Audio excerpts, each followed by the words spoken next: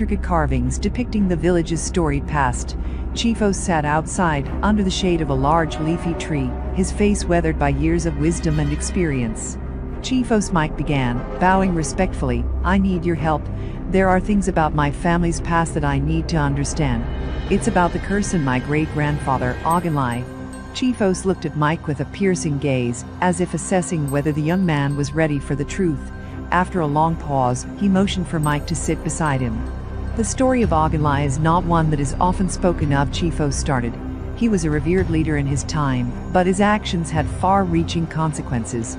It is said that during a period of great turmoil, when the village faced external threats and internal strife, Ogunlai sought out the spirits of the land for protection." Mike listened intently, his heart pounding with anticipation. "Ogunlai was a man of great ambition and courage," Chifos continued. "He approached the spirits with a request for their power, believing it would safeguard the village. But the spirits demanded a price, one that Ogunlai agreed to, without fully understanding the consequences." "What was the price?" Mike asked, his voice barely a whisper. "The spirits demanded a sacrifice, a pledge of loyalty from his descendants. They granted the power to protect the village, but they also bound the family to their will. This binding curse ensures that the family remains under the spirits' influence, and any breach of their trust brings about calamity." Mike's mind raced. "And this curse, how does it manifest?" Chifos' eyes grew solemn. "The curse reveals itself in various ways. It can cause misfortune, illness, and other trials. But the most severe manifestation is when the spirits grow restless, seeking retribution for any transgression or failure to uphold the pact." Mike felt a heavy weight in his chest.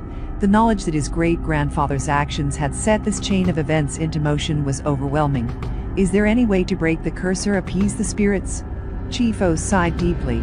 "To appease the spirits, one must restore balance and honor the pact made by Ogunlai. This usually involves acts of great sacrifice, rituals, and a journey to seek forgiveness. It is not an easy path, but it is the only way to find peace." The elder's words echoed in Mike's mind as he left his home. The burden of their family's legacy was heavier than he had anticipated, and the path to redemption seemed daunting. He knew that the journey ahead would test their resolve and their understanding of the spirit's demands. The boys gathered at their usual meeting spot by the river, their faces reflecting the weight of the new knowledge they had gained. Mike shared the details of his conversation with Chifos, and the group was silent for a long moment, contemplating the gravity of their situation.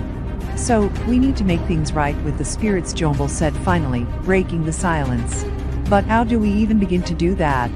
"I think the first step is to learn more about the rituals and sacrifices that might be required," Mike suggested. "We need to understand what we are dealing with and how to approach it." Edeki nodded. "I agree. We should seek guidance from the village's spiritual leaders and consult any old texts or artifacts that might hold clues about the rituals." Tunde, who had been quiet, spoke up. "And we should also find out if there are any other families or individuals who have faced similar curses.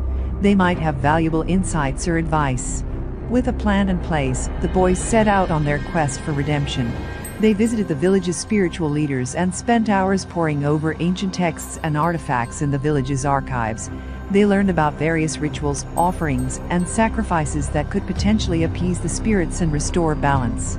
As they delved deeper into their research, they discovered a ritual known as the Rite of Reconciliation, a complex and demanding ceremony that involved making offerings to the spirits, performing specific rites, and seeking forgiveness through personal sacrifice. It was a ritual that required both physical and spiritual preparation. The boys also sought out other families who had faced similar curses. Through their conversations, they learned that each situation was unique, but the common thread was the need for genuine repentance and a commitment to restoring harmony. As they prepared for the Rite of Reconciliation, the boys felt a renewed sense of purpose.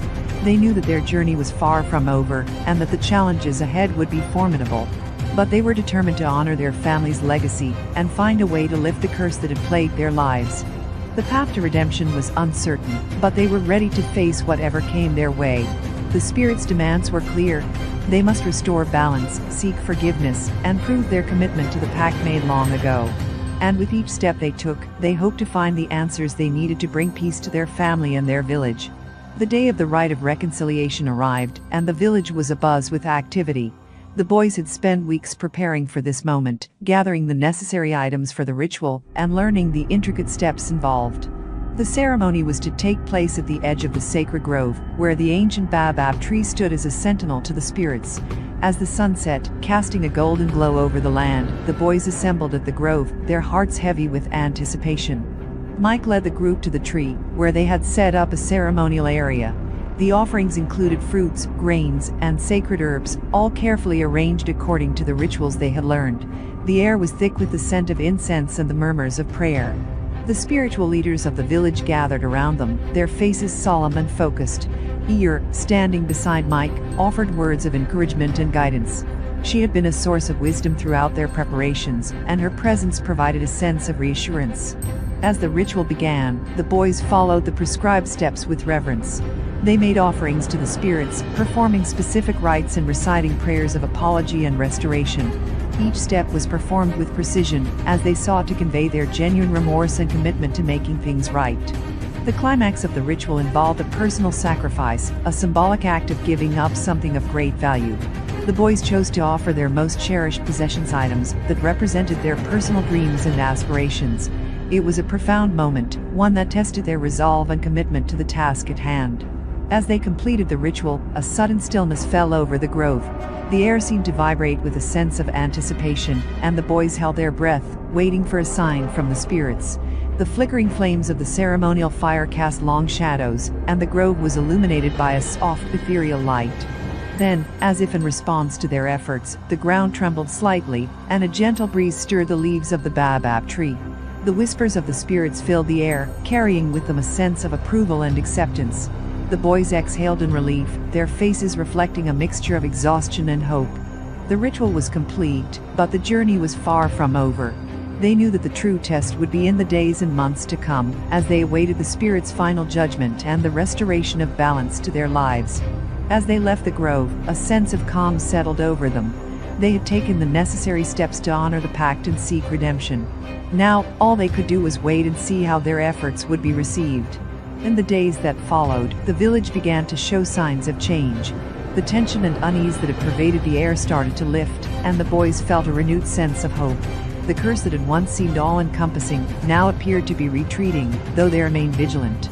Mike and his friends continued to support one another, their bond strengthened by the trials they had faced together. They knew that the path to redemption was ongoing, and that they would need to remain committed to their responsibilities and to each other.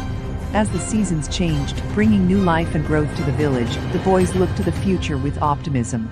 They had faced the darkness and emerged stronger, their spirits renewed by the promise of a brighter tomorrow. With the successful completion of the rite of reconciliation, life in the village seemed to regain its rhythm. The atmosphere felt lighter, and the villagers began to rebuild their sense of normalcy. However, for Mike and his friends, the journey was far from over. They knew that their actions had set a new course for their lives, and they remained vigilant for any lingering signs of the curse. One evening, as the sun dipped below the horizon, casting long shadows over the village, the boys gathered at the riverbank to discuss their next steps. The cool breeze rustled through the reeds, and the sound of the flowing water provided a soothing backdrop to their conversation. "I think we've made progress," Johnbull said thoughtfully. "But we can't afford to be complacent. The spirits may have accepted our offerings, but there's still the matter of the family's legacy, and ensuring that it doesn't repeat itself." Edeki nodded in agreement. "We need to understand more about the curse's origins and its connection to our family. The more we know, the better prepared we'll be to handle any future challenges." Tunde, who had been examining an old map of the village, looked up with a determined expression. "There's something I've been thinking about. What if there are other hidden aspects to the curse that we haven't uncovered yet? Maybe there are old secrets or forgotten history that could give us more insight." Mike's eyes widened with realization. "That's a good point. We should look into any old records, artifacts, or even oral histories that might shed light on the curse's origins and its impact on our family." With their new objective in mind, the boys set out to delve deeper into the village's history. They visited the village archives and spoke with the elders, seeking any information that could provide further context about the curse and their family's connection to it. Their research led them to a dusty old ledger that had been stored away for years. The ledger contained records of past village leaders, significant events, and various legends. As they carefully turned the pages, they came across an entry that mentioned a mysterious figure known as the Keeper of Shadows. According to the ledger, the Keeper of Shadows was a guardian of ancient secrets and protector of the village's hidden knowledge. This figure was said to possess the power to influence the balance of forces within the village, and their actions could either uphold or disrupt the harmony between the spiritual and physical realms. The boys were intrigued by the mention of the Keeper of Shadows. It seemed to hint at a deeper layer to the curse and the village's history. They decided to investigate further, hoping to uncover more about this enigmatic figure and their role in the curse. Their quest led them to a secluded area of the village, where they discovered an old shrine dedicated to the Keeper of Shadows. The shrine was adorned with intricate carvings and symbols that seemed to resonate with the same energy they had felt during the rite of reconciliation. As they examined the shrine, they noticed a hidden compartment behind one of the carvings. Inside, they found a series of ancient scrolls and artifacts that appeared to be related to the Keeper of Shadows. This was written in an old script that was difficult to decipher, but they contained illustrations and symbols that hinted at rituals and ceremonies associated with the Guardian. With the help of the village's scholars and spiritual leaders, the boys began the arduous task of translating and interpreting the scrolls. They learned that the Keeper of Shadows had been a central figure in maintaining the balance between the spiritual and physical worlds. The Guardian's actions had shaped the village's history and influenced the outcomes of various events, including the curse that had affected Mike's family. The scrolls also revealed that the Keeper of Shadows had once played a crucial role in sealing away a powerful and malevolent spirit that had threatened the village. The curse on Mike's family was a result of the Guardian's decision to bind the spirit's influence to ensure the village's safety. As they pieced together the information, the boys realized that their efforts to lift the curse were only part of a larger narrative. They needed to understand the full extent of the Keeper of Shadows' role and how it related to their family's legacy. The discovery of the scrolls and the shrine deepened their resolve. They were not just confronting a curse, they were unraveling a complex tapestry of history, magic, and responsibility. The knowledge they gained from the scrolls provided them with new insights and a clearer understanding of their mission. Armed with their newfound knowledge, the boys felt a renewed sense of purpose. They knew that they had to complete the task set forth by the Keeper of Shadows and address the lingering issues associated with the curse. The scrolls had indicated that there were specific trials and tests that needed to be faced to restore the balance fully. Their first task was to seek out the remaining artifacts associated with the Keeper of Shadows. According to the scrolls, these artifacts were scattered across the village and the surrounding lands, each representing a different aspect of the Guardian's power and influence. The boys embarked on a journey to recover these artifacts, traveling to various locations and overcoming challenges along the way. Each artifact they found was imbued with a unique energy and significance, contributing to their understanding of the Keeper of Shadows' role in the village's history. One of the artifacts they discovered was an ancient amulet that was said to grant protection against malevolent spirits. Another was a ceremonial dagger that had been used in rituals to maintain the balance between the spiritual and physical realms. Each artifact they found added a new layer to their understanding of the Guardian's legacy. As they gathered the artifacts, they also encountered a series of trials that tested their courage, wisdom, and determination. These trials were designed to challenge their resolve and ensure that they were truly worthy of restoring balance to the village. The trials included navigating treacherous terrain, solving complex puzzles, and facing fears that they had long buried. Each challenge required the boys to rely on their individual strengths and work together as a team. The experiences they went through strengthened their bond and deepened their commitment to their mission. After completing the trials and collecting the artifacts, the boys returned to the shrine dedicated to the Keeper of Shadows. They carefully placed the artifacts in their respective positions within the shrine, following the instructions outlined in the scrolls. As they completed the final arrangement, the shrine seemed to come alive with energy. The air shimmered with a soft, ethereal light, and the symbols on the shrine glowed with a gentle radiance. The boys felt a sense of accomplishment and hope, knowing that they had fulfilled their part in honoring the Keeper of Shadows and addressing the curse. The final step in their journey was to perform a ritual of renewal, a ceremony that would integrate the artifact's energies and restore the balance that had been disrupted. The ritual required them to make a personal vow of commitment to uphold the values and responsibilities associated with their mission. As they performed the ritual, they felt a profound connection to the Guardian's legacy and a renewed sense of purpose. The village, too, seemed to respond positively to their efforts, with signs of healing and rejuvenation evident in the environment and the people. With the ritual complete, the boys were left with a sense of accomplishment and a deeper understanding of their place within the village's history. They had faced their challenges, uncovered hidden truths, and restored balance to their lives and their community. As they looked towards the future, they knew that their journey was far from over. The legacy of the Keeper of Shadows and the curse that had once plagued their family were now part of their shared history. Their experiences had taught them valuable lessons about courage, responsibility, and the importance of understanding one's heritage. And so, with a renewed sense of hope and determination, the boys continued their lives in the village, carrying forward the lessons they had learned, and honoring the legacy of the Keeper of Shadows. Their story had become intertwined with the village's history, and they were ready to face whatever challenges the future might bring, knowing that they had the strength and wisdom to navigate their path.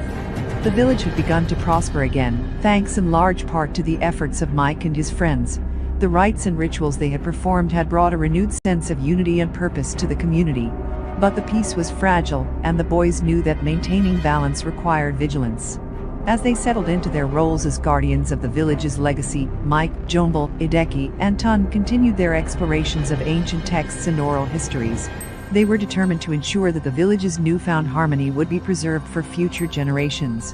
One day, while they were examining old manuscripts in the village's archive, they came across a scroll that had been overlooked during their initial research. The scroll was written in a language that was unfamiliar to them, but its symbols and illustrations were strikingly similar to those they had encountered during their trials. Intrigued, they sought the help of an elder who was known for her knowledge of ancient languages. The elder, named Yara, agreed to assist them and spend days deciphering the scroll's contents. When Yara finally presented her translation, the boys were both astonished and alarmed.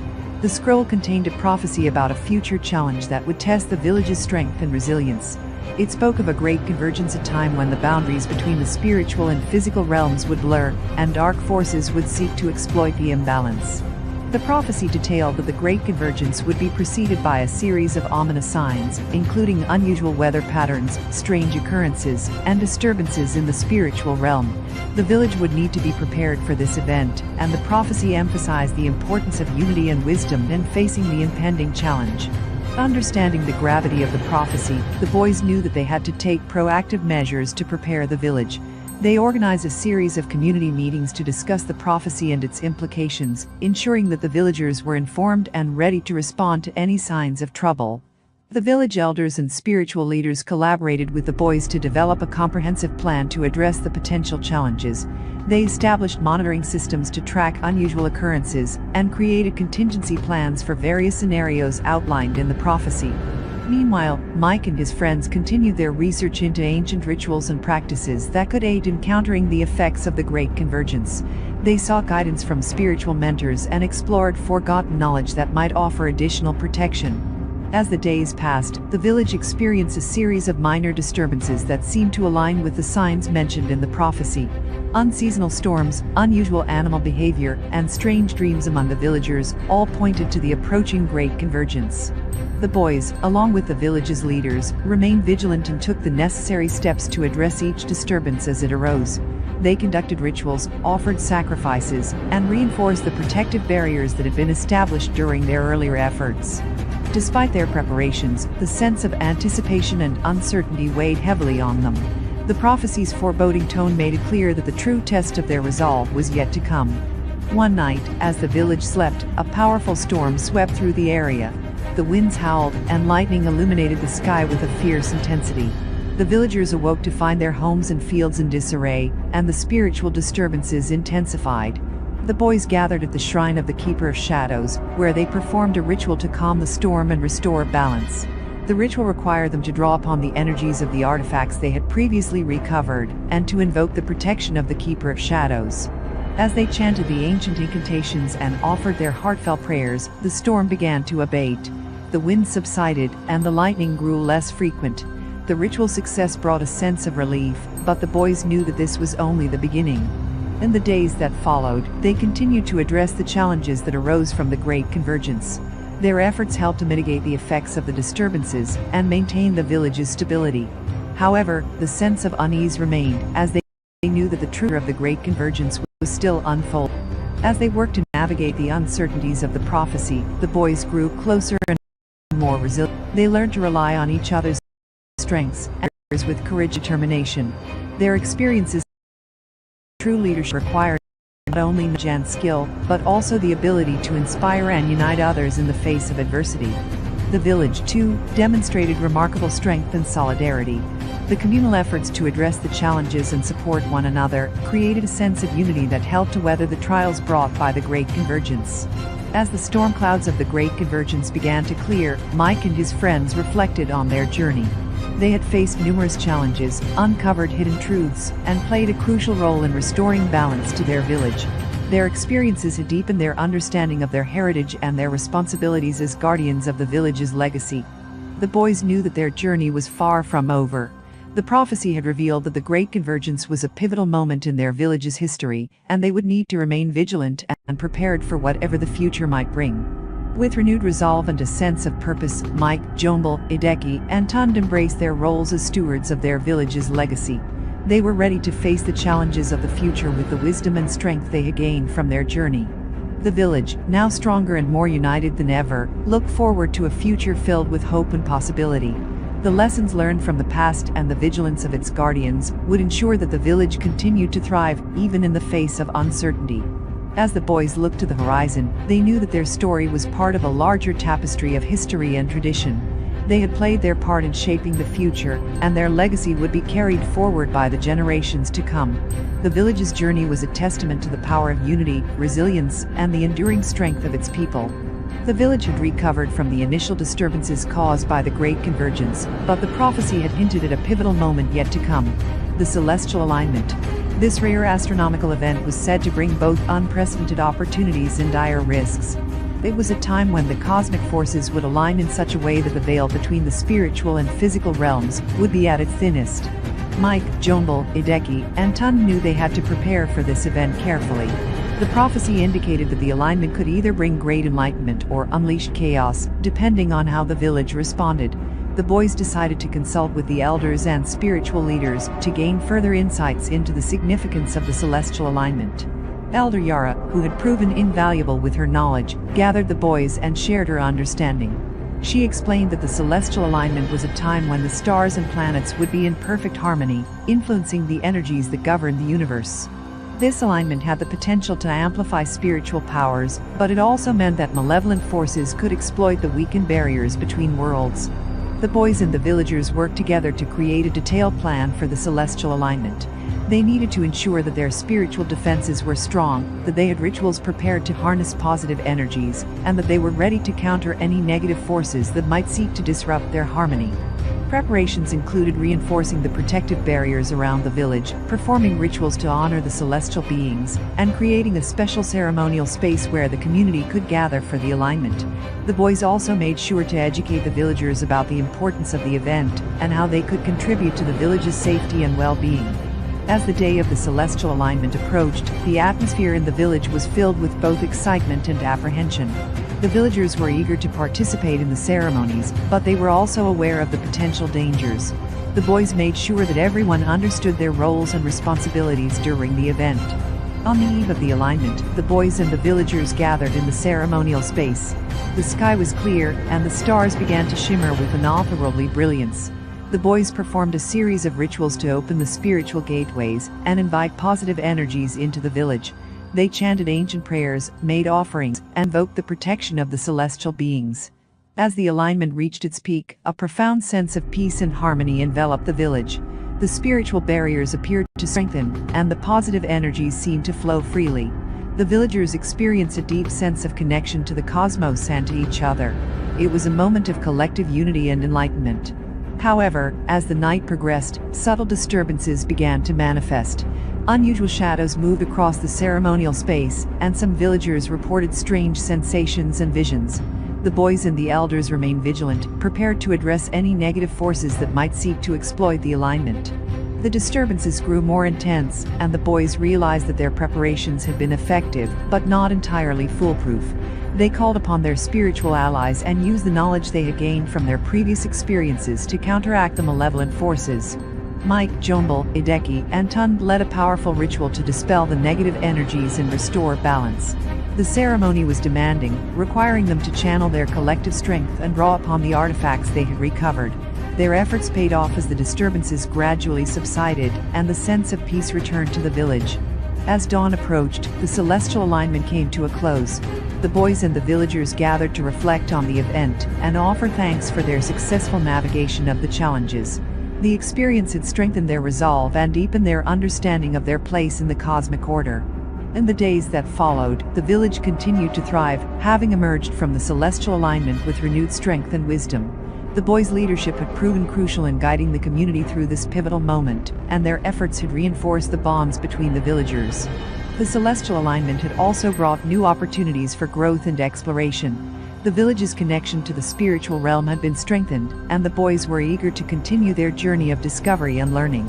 They understood that their role as guardians was ongoing, and that there would always be new challenges and mysteries to uncover.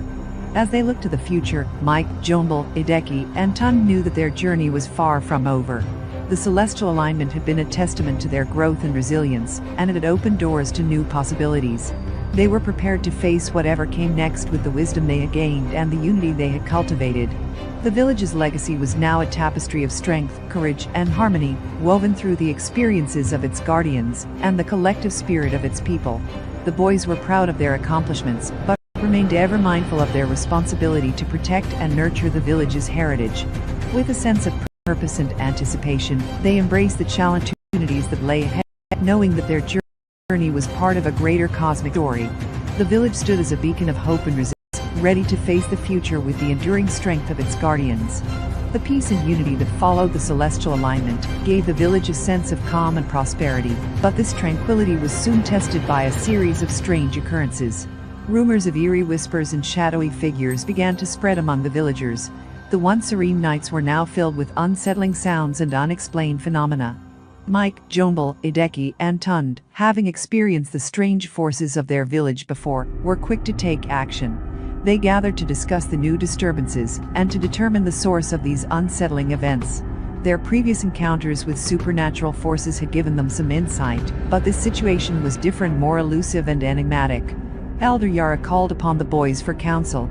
She revealed that the whispers and shadows might be the result of lingering negative energies from the celestial alignment, or possibly the actions of an unseen force trying to exploit the village's newfound vulnerability. To address the situation, the boys decided to investigate the disturbances firsthand. They began by setting up a series of observation points around the village. They used enchanted artifacts, obtained from their previous quests, to detect any anomalies or sources of dark energy.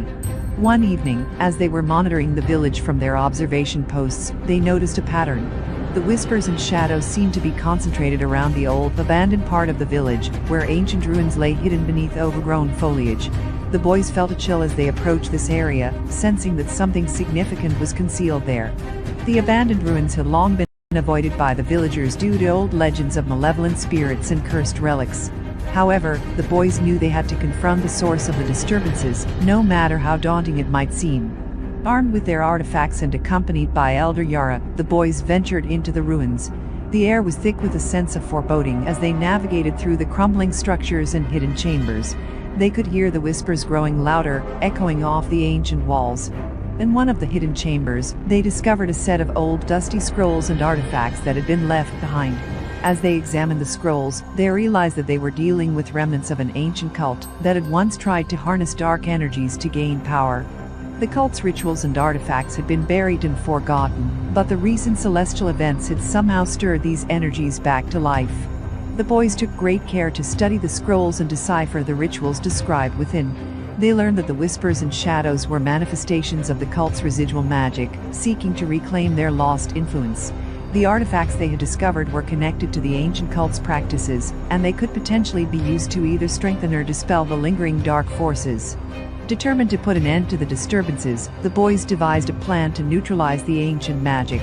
They knew that performing a counter-ritual, using the knowledge from the scrolls and their own mystical artifacts, would be necessary to cleanse the ruins and restore peace to the village. With Elder Yara's guidance, they prepared for the ritual, gathering all necessary components and making sure that the village was safe from any potential backlash. They enlisted the help of the villagers, explaining the situation and seeking their support for the ritual. As night fell, the boys, accompanied by a group of villagers, entered the ruins once more. The ritual was complex and demanding, requiring precise coordination and concentration. The whispers grew louder, as if resisting their efforts, but the boys remained focused on their task. With each incantation and gesture, they could feel the dark energies being drawn out of the ruins. The shadows that had plagued the village began to dissipate, replaced by a sense of calm and clarity. The old artifacts were carefully sealed away, and the chamber was purified through the ritual's conclusion. As dawn approached, the ritual was complete, and the ruins were cleansed. The disturbances in the village subsided, and the whispers and shadows were no longer a threat. The boys and the villagers emerged from the ruins with a renewed sense of accomplishment and relief. The experience had taught them valuable lessons about the enduring presence of ancient forces and the importance of vigilance in protecting their village. The boys' bravery and leadership had once again proven crucial in safeguarding their home from supernatural threats. In the aftermath, the village held a special ceremony to honor the boys and the villagers who had supported them. It was a celebration of unity and resilience, a reminder of the strength they drew from each other and their shared experiences. The village returned to its peaceful state, with the boys more determined than ever to protect their home and continue their journey of discovery. They knew that their encounters with the supernatural were far from over, but they faced each challenge with courage and wisdom, ready to confront whatever lay ahead. As they looked to the future, they understood that the bonds they had forged and the knowledge they had gained would guide them through the uncertainties that lay ahead.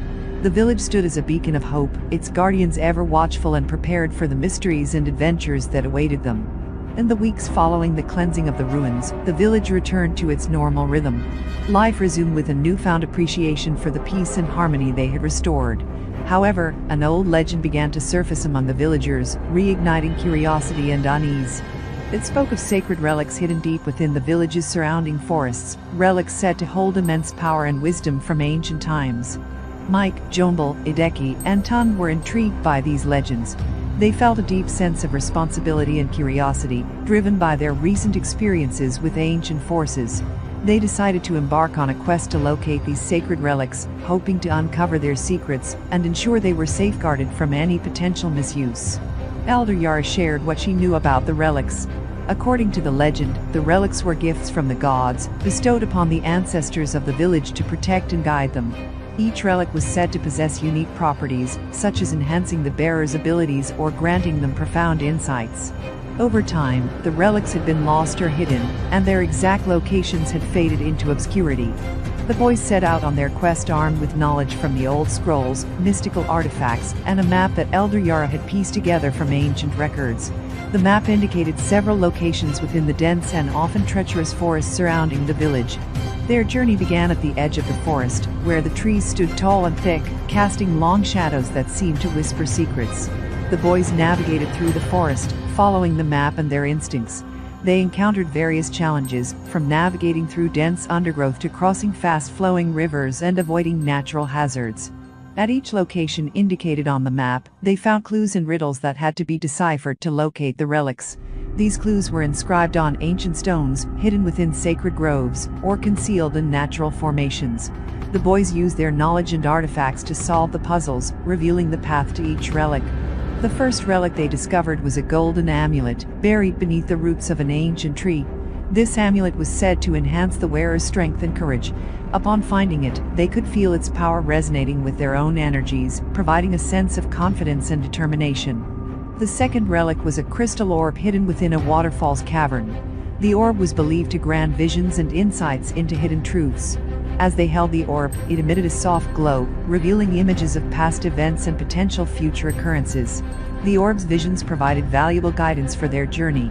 The final relic they sought was a ceremonial dagger, rumored to have the ability to dispel dark forces and protect against malevolent entities.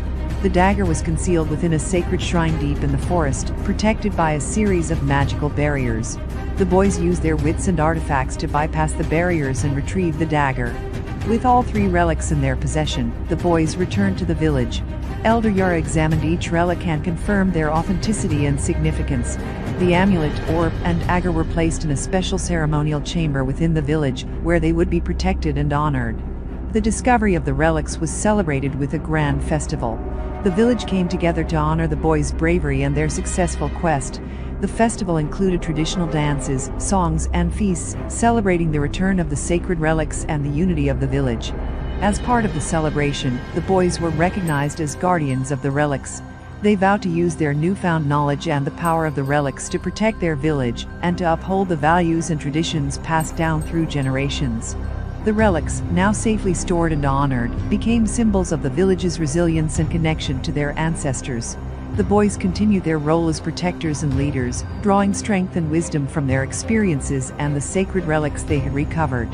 Their journey through the forest and the retrieval of the relics had deepened their understanding of their heritage and their responsibilities. They knew that the challenges they faced were far from over, but with the relics and their bond of friendship, they felt ready to confront whatever came their way. As they looked to the future, the boys remained vigilant, prepared for any new mysteries or threats that might arise. The village thrived under their watchful eyes, secure in the knowledge that its guardians were ever ready to protect and serve. The adventure had strengthened their resolve and solidified their place as true heroes of their village. As the seasons changed, the village's tranquility seemed almost too perfect. The boys Mike, Johnbull, Edeki, and Tunde settled into their roles as guardians of the relics. They were proud of their accomplishments and the peace they had helped restore. However, beneath the surface, a new threat began to stir. One evening, as the boys sat around a campfire discussing their recent adventures, a chilling wind swept through the village. The air grew heavy, and an eerie silence fell over the land. Mike, always sensitive to changes in the atmosphere, felt a sense of foreboding. He shared his concerns with the others, but they dismissed it as nerves from their recent quest. That night, as Mike lay in his hut, he was awoken by a strange noise, soft, whispering voices that seemed to come from outside. He crept out and followed the sounds into the forest. The whispers grew louder, becoming more insistent. They guided him to a hidden glade where he discovered an ancient, crumbling altar covered in mysterious symbols. The altar seemed to pulse with a dark energy. Mike, feeling both curious and alarmed, touched the altar. A burst of cold energy surged through him, and he saw a vision of dark figures emerging from the shadows, their eyes glowing with malevolence. The vision faded, leaving Mike shaken but resolute. He knew something dark was awakening. The next morning, Mike shared his experience with the others. Edeki, who had been studying ancient texts, recognized the symbols from Mike's description. They were associated with a forgotten dark power, a force that had been sealed away long ago to protect the world from its influence. This dark power was now stirring, seeking to break free from its confinement. The boys realized that their discovery of the relics might have inadvertently disturbed the dark force's slumber. They decided to seek Elder Yura's guidance to understand what had awakened and how to counter it. Elder Yura listened carefully to their concerns. She explained that the dark force was known as the Awakening Shadows, a malevolent entity imprisoned by the ancestors of the village. The force thrived on fear and chaos, and could manipulate shadows and illusions to achieve its goals. The relics, though powerful, were not designed to contain such a force. To combat the Awakening Shadows, Elder Yura suggested they perform a sacred ritual to reinforce the ancient seals that kept the dark force at bay. The ritual required rare ingredients and special knowledge, which they needed to gather. The boys set out on a new quest to find the ingredients necessary for the ritual. Their journey took them to distant lands and involved encounters with wise sages, enigmatic hermits, and treacherous landscapes. Each challenge tested their resolve and skills. One of the ingredients was a flower that bloomed only in the highest reaches of the nearby mountains.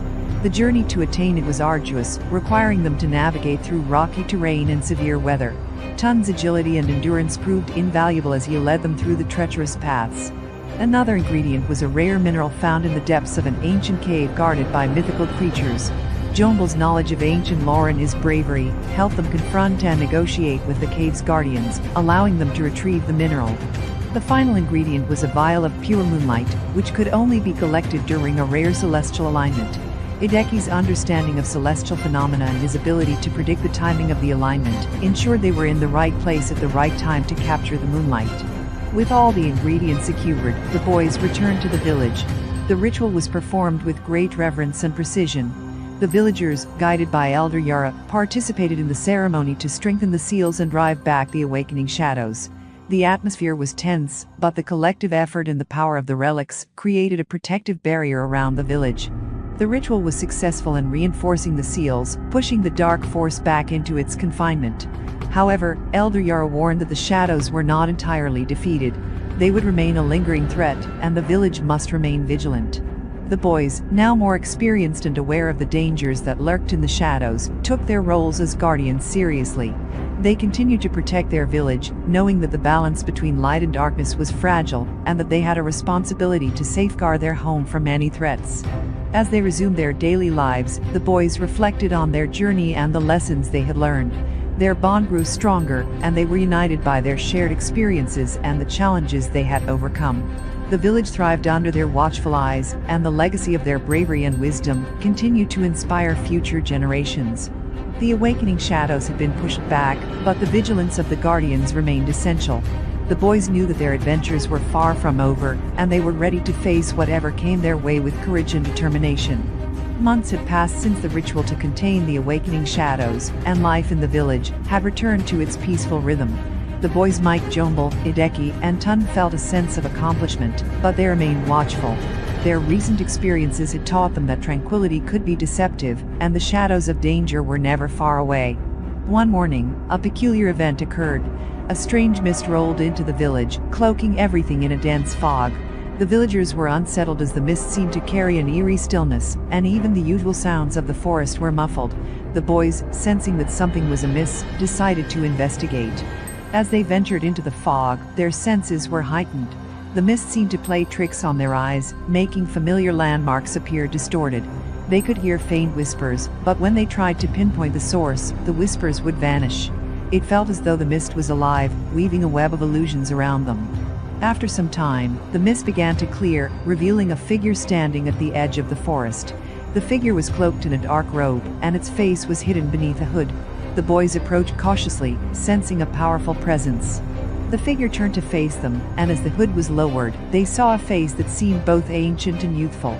It was a woman with piercing eyes that glowed faintly with an otherworldly light. She introduced herself as Amara, a traveler from a distant land who had come seeking the Guardians.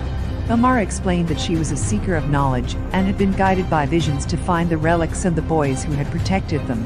She revealed that her land was facing a grave danger, an ancient curse that threatened to engulf her people in darkness. She sought their help to uncover the truth behind the curse, and to find a way to break it. The boys were intrigued by Amara's story and agreed to help her. They gathered supplies and prepared for a journey to her land, which was said to be beyond the great river and across vast plains. The journey would be long and treacherous, but they were determined to assist their new ally.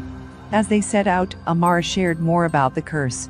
It was a powerful enchantment cast by a forgotten sorcerer who had once ruled her land with tyranny. The curse had been dormant for centuries, but recent events had awakened it. The land was now plagued by shadowy creatures and strange phenomena that disrupted daily life and caused widespread fear. During their journey, the boys and Amara encountered various challenges. They crossed dense forests, navigated through hostile territories, and faced natural obstacles. Their unity and resourcefulness were tested as they worked together to overcome these hurdles. One evening, as they camped near a river, Amara revealed a hidden talent: she could communicate with the spirits of nature. She performed a ritual to seek guidance from the spirits about the curse. The spirits spoke in cryptic messages, hinting that the curse was linked to a powerful artifact buried deep within the land. The boys and Amara continued their journey, following the clues provided by the spirits. They arrived at Amara's land, a vibrant and diverse region with lush landscapes and ancient ruins. The village where Amara lived was suffering under the curse's influence, with shadows lurking in every corner, and an oppressive atmosphere weighing down the people. The boys and Amara began their investigation into the artifact. They explored ancient ruins, deciphered old inscriptions, and interviewed the elders of the land. They discovered that the artifact, known as the Heart of Shadows, was hidden in a secret location, protected by complex traps and illusions. As they delved deeper, they encountered fierce guardians and navigated through treacherous labyrinths. Their perseverance and bravery were rewarded when they finally reached the artifact's chamber. The Heart of Shadows was a dark crystal radiating a powerful energy. They could feel its malevolence as they approached. Amara performed a ritual to break the curse, using the knowledge she had gained from the spirits and the assistance of the boys. The ritual was intense and required precise timing and coordination. As the Heart of Shadows was activated, the curse began to dissipate, and the land slowly started to heal. The villagers celebrated the successful end of the curse, and honored the boys for their bravery and help. Amara expressed her deep gratitude and promised to remain in touch. She revealed that her journey was far from over, and she would continue to seek out knowledge and protect her land from future threats. As the boys prepared to return to their village, they reflected on their journey and the new challenges they had faced. Their experiences had strengthened their bond and expanded their understanding of the world beyond their home. They knew that their adventures were far from over, and that they would continue to face new challenges with courage and unity. The journey had taught them valuable lessons about trust, resilience, and the importance of collaboration. They returned to their village with renewed determination, ready to protect their home and face whatever the future held. Upon their return, the boys were greeted with relief and joy from the villagers. Life gradually returned to its normal pace, but the shadows of their recent adventures lingered in their minds. They had grown accustomed to the quiet hum of danger, and knew that peace was often fleeting. One night, while the village slept, Mike woke to a strange whispering sound. It was a soft, unsettling murmur that seemed to come from the depths of the forest. Unable to ignore the eerie voice, he aroused Johnbull, Edeki, and Tunde. They decided to investigate, their curiosity and vigilance driving them into the darkened woods. The forest was alive with nocturnal sounds, and the shadows seemed to dance in the moonlight. The whispering grew louder as they ventured deeper, leading them to a secluded clearing they had never seen before. In the center of the clearing stood a large ancient tree with gnarled branches that seemed to stretch toward the sky like skeletal fingers. The whispers were now clear, though they were in a language none of the boys recognized. The tree's bark appeared to writhe, as if it were alive. The boys approached cautiously, their senses alert for any signs of danger. Suddenly, the whispers stopped, and the forest fell silent. The tree's bark began to glow with a faint, eerie light. A figure emerged from the tree, a ghostly apparition draped in tattered robes. The figure's eyes were hollow, and it spoke in a voice that echoed with sorrow and despair. "I am Eldarian, the guardian of lost souls," the apparition said. "I have been trapped for centuries, bound by a curse that binds me to this tree. The curse was cast by a malevolent sorcerer who sought to use my knowledge for dark purposes. Now, I seek your help to free me and lift the curse that plagues this land." The boys listened intently as Eldarian explained that the curse had caused unrest among the spirits and disturbed the balance of nature. He needed their help to find a hidden relic that could break the curse and release him from his imprisonment. The boys agreed to help Eldarian.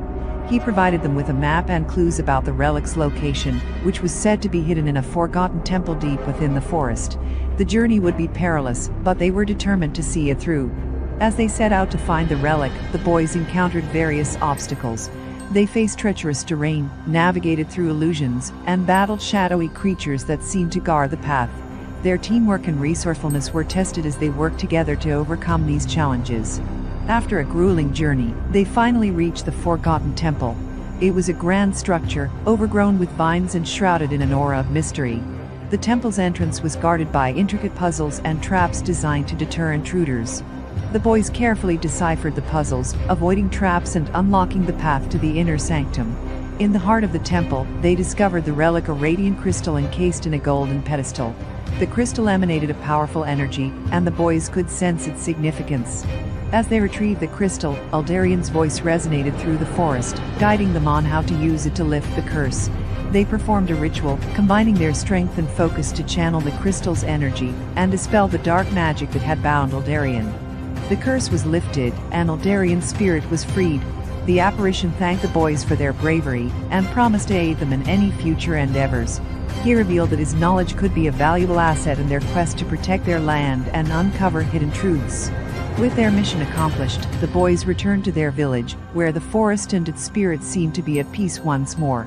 The villagers celebrated their success, and the boys felt a renewed sense of purpose. Their experiences had deepened their understanding of the mystical forces at play in their world. They knew that their journey was far from over, and that new challenges awaited them. They were ready to face whatever came next with the knowledge and courage they had gained. As they looked toward the future, the boys understood that their bond was their greatest strength. They had proven that even in the face of the unknown, they could overcome adversity and bring light to the darkest corners of their world. The village was abuzz with excitement as the Aduhuman festival approached. It was a time of great celebration, honoring the spirits and deities that watched over the village and its people. This year, however, the festival held an added significance, as the boys were now seen as heroes after their recent adventures. Preparations for the festival were in full swing. Brightly colored banners adorned the village, and intricate decorations were placed around the central square. The air was filled with the aroma of delicious foods, and the sounds of laughter and music created a festive atmosphere.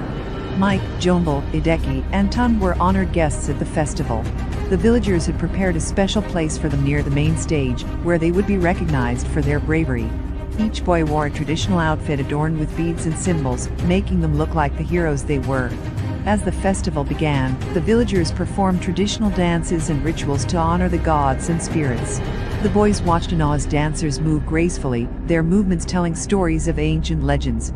The rhythm of the drums and the melodies of the flutes created a hypnotic effect, drawing everyone into the celebration. During the festival, the boys had the opportunity to speak with various villagers and learn more about the customs and traditions that had shaped their lives.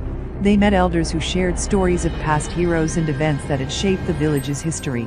These stories provided valuable insights into the cultural heritage of their people and the significance of the Aduyaman festival. As night fell, the festival reached its climax with a grand procession to the sacred river.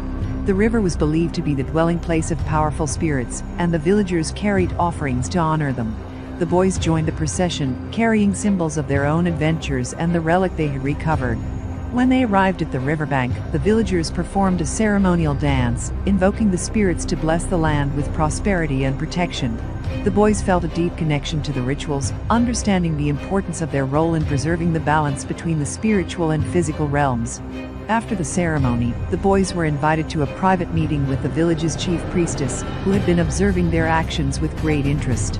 The priestess, a wise and enigmatic woman named Edeki, spoke to them about the deeper meanings of the festival and the responsibilities that came with their newfound status as protectors of the village. "I have seen the courage and wisdom you have shown," Edeki said. "But remember, the path of a hero is not without its trials. The balance of our world is delicate, and there will always be forces that seek to disrupt it. You must remain vigilant and true to your purpose." The boys listened intently, understanding the gravity of Edeki's words. They knew that their journey was far from over, and that their actions would have lasting consequences for their village and the world beyond. As the festival came to a close, the boys reflected on their experiences and the lessons they had learned. They felt a renewed sense of purpose and a deep appreciation for the traditions and customs that had guided their people for generations. The Aduyaman festival had not only been a celebration of their recent achievements, but also a reminder of the ongoing journey that lay ahead. The boys knew that they were part of something greater than themselves, and they were ready to face whatever challenges awaited them with courage and determination. As they prepared to leave the festival and continue their adventures, they felt a strong bond with their village and its people.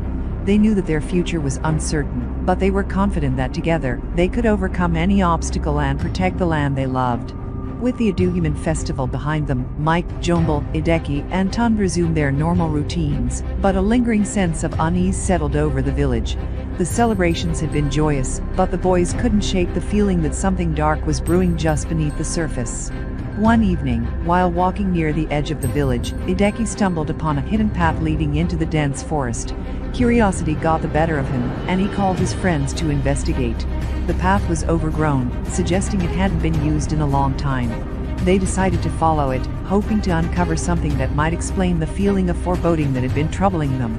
As they ventured deeper into the forest, the trees seemed to close in around them, casting eerie shadows on the ground. The boys relied on their wits and instincts, moving cautiously but with determination. After a while, they arrived at a clearing that held an ancient crumbling stone structure partially hidden by vines and foliage. The structure appeared to be a forgotten shrine, its once sacred symbols barely discernible. Intrigued, the boys began to examine the site, looking for any clues about its purpose and history. Tunde, with his knowledge of local legends, identified the symbols as those associated with a long-forgotten cult that had once worshipped dark forces. As they explored the shrine, they discovered a hidden chamber beneath the structure.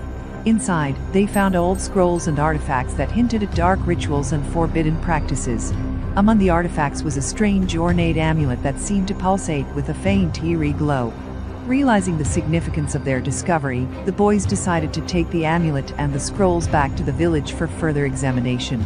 They knew that whatever dark forces were at play, it was crucial to understand their nature and how they might impact their home. Upon returning to the village, they presented their findings to Edeki, the chief priestess, who was deeply concerned. She examined the amulet and scrolls with a serious expression, her brows furrowed in concentration. "This amulet," Edeki said, holding it up to the light, "is a powerful relic from an ancient cult that sought to harness the energies of the underworld. The scrolls describe rituals meant to summon and control dark entities. It appears that this cult was defeated long ago, but their influence may still linger. The priestess's words sent a chill through the boys. If the cult's dark influence was returning, it could spell disaster for the village and beyond.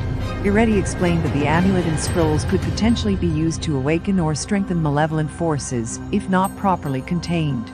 I will consult with the other elders and seek guidance from the spirits, Edeki said. In the meantime, you must remain vigilant and be prepared for any signs of disturbance or danger.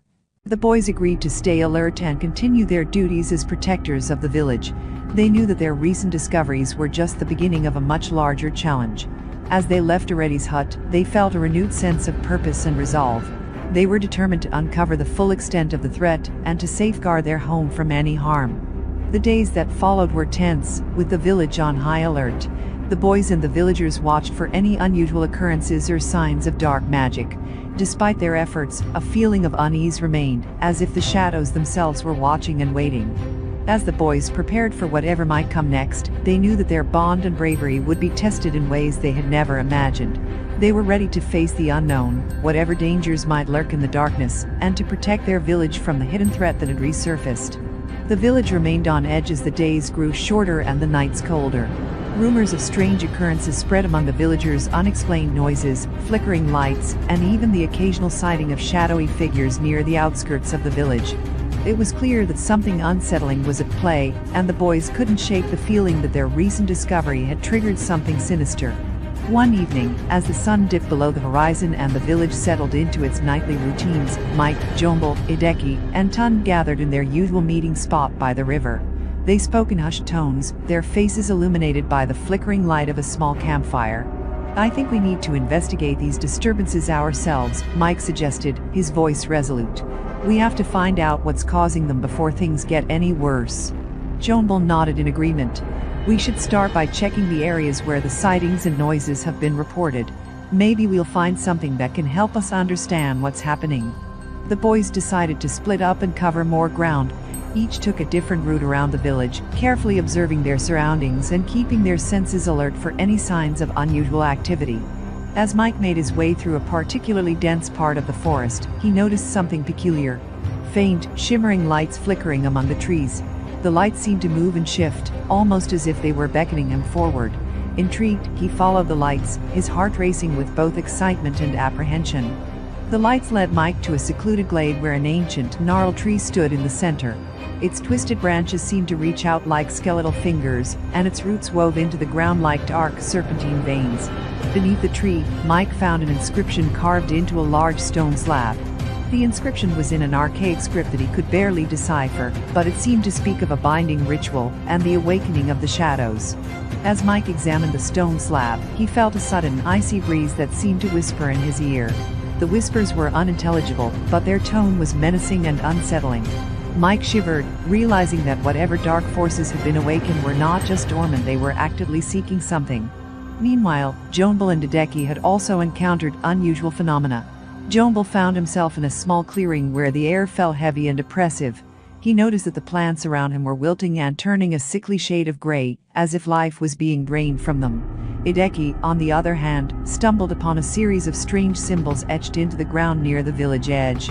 The symbols seemed to form a protective barrier of some sort, but they were incomplete, suggesting that someone or something was trying to breach it. The boys regrouped at their meeting spot, sharing their findings with one another.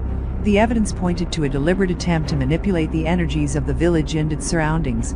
They realized that their discovery of the ancient shrine had likely triggered a resurgence of dark forces, and that these forces were attempting to establish a foothold in their world.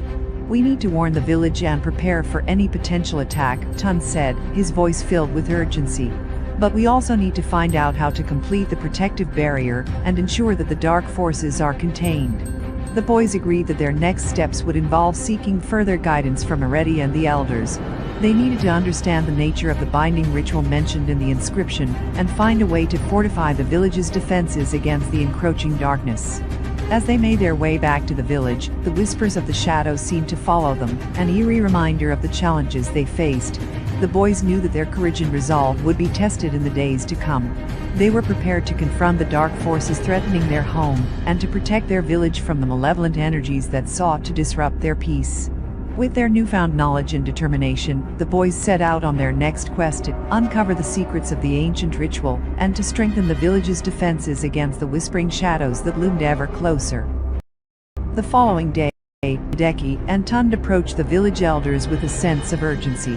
The sun was high in the sky, casting a warm glow over the village, but the boys knew that beneath the surface, a storm was brewing. They found the elders gathered customary meeting place near the sacred grove, where ancient oaks stood tall, their branches whispering secrets of old. The boys shared their findings, describing the eerie lights, the oppressive air, and the strange symbols they had encountered. Edeki listened intently, her face a mask of concern and contemplation. It appears, she began, that you have awakened forces that were long dormant. The binding ritual mentioned in the inscription is a powerful spell meant to seal away dark energies. However, if the ritual is incomplete, it could mean that these forces are attempting to break free. One of the elder women, Elder Amara, nodded in agreement. The symbols you found are indeed part of a protective barrier, but without the full array of symbols and their proper placement, it is weakened. We must complete the barrier to prevent the dark forces from fully manifesting. The boys were eager to help but needed guidance on how to proceed. Elder Amara continued, there is an ancient text hidden within the village library that contains the full description of the binding ritual. It is said to be written in a language of old, known only to a few. To understand and complete the ritual, you will need to consult this text. With the elders' advice, the boys made their way to the village library, a small building filled with dusty scrolls and weathered tomes. The library's guardian, a wise old man named Awaken, greeted them as they entered. We need to find the text about the binding ritual, Mike explained. It's crucial for completing the protective barrier around the village. Awaken nodded and led them to a corner of the library where ancient scrolls were kept. He carefully retrieved a large, ornate book bound in worn leather. This is the Codex of the Ancients, he said. It contains the knowledge you seek, but be warned it is complex and may be difficult to decipher. The boys took the codex and began to study its pages, their eyes scanning the intricate symbols and ancient language. Hours passed as they worked together, trying to unravel the mysteries contained within the text. Edeki's keen eye and knowledge of local folklore helped them make sense of some of the more obscure passages. The codex revealed that the binding ritual involved drawing a series of protective symbols around the village and performing a series of incantations at specific times. The incomplete symbols that Edeki had found near the village edge were part of this ritual, but they needed to be completed and activated. As the boys worked late into the night, they discovered that they needed certain rare ingredients to complete the ritual. These included sacred herbs, ancient relics, and a special kind of clay used in the creation of protective symbols. The ingredients were scattered throughout the surrounding areas and were not easily obtained. Determined to prevent the dark forces from gaining a foothold, the boys set out early the next morning to gather the necessary ingredients. Their journey took them through dense forests, across treacherous terrains, and to sacred sites that held the relics they needed. They faced numerous challenges along the way, including encounters with wild creatures and the deceptive tricks of dark forces trying to thwart their efforts. Despite the obstacles, the boys were successful in gathering the ingredients.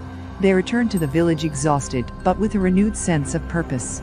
The elders and villagers helped them prepare the symbols and perform the ritual. Under the guidance of Elder Amara and Edeki, the boys and villagers worked together to complete the protective barrier. The symbols were carefully drawn around the village, and the incantations were performed as described in the codex. As the final incantation was spoken, a radiant energy enveloped the village, creating a shimmering shield that seemed to pulse with a protective glow. The dark forces, sensing the completion of the ritual, retreated into the shadows, their influence weakened by the newly fortified barrier. The village was safe once more, but the boys knew that the threat was not entirely vanquished. The whispering shadows had been driven back, but their presence was still felt, and the boys remained vigilant. With the village protected and the dark forces at bay, the boys took a moment to reflect on their journey. They had faced great challenges, uncovered ancient secrets, and worked together to safeguard their home. But they knew that their adventures were far from over, and that they would continue to confront the mysteries and dangers that lay ahead. As night fell and the stars shone brightly above, the boys gathered around a new campfire, their spirits high despite the trials they had faced. They knew that their bond had grown stronger through their shared experiences, and that together, they could face whatever challenges the future held. The Aduyaman festival was just around the corner, a time of celebration and unity for the village. It was a time when the community came together to honor their ancestors and seek their blessings for prosperity and peace. The festival was marked by vibrant dances, traditional music, and offerings to the spirits of the land.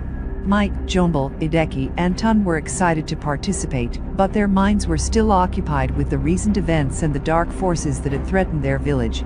They knew that the festival would be a perfect opportunity to strengthen their bond with the villagers and to ensure that the protective barrier they had worked so hard to create remained intact.